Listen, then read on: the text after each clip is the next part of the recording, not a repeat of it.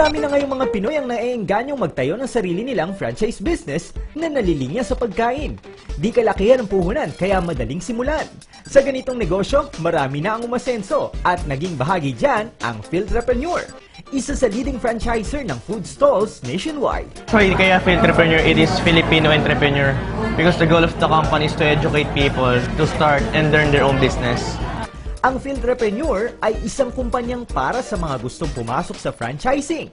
Isa ito sa patok na negosyo ngayon. It's a franchise company and we are focusing more on mass production of products because the company, the franchisee owns the factory itself.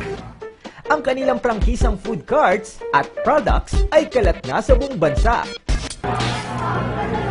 Sa pagpili ng food cart business, kailangan mong maging praktikal. Pumili ka ng isang food cart business na maliit lang ang kapital pero sigurado ang kita. O di naman kaya ay halos wala. Meron ba nun? Meron! May dalawang paraan para maging miyembro ng Filtrepreneur. Una, maging isang franchisee. Meron kaming Pinoy Pao, Stir Fry Noodles, and Jopay Siomai, Joshua Warma. Meron tayong bago ngayon yung Icy Pink, which is the scramble. So, mabili siya ngayon kasi season. Ang pinaka-best seller namin ngayon is yung Pinoy Pao and the O Noodles. Meron din kaming pizza, like yung gawa ng sarili naming company. And then yung mga jacks, which is the stir-fry balls and the mga squid balls.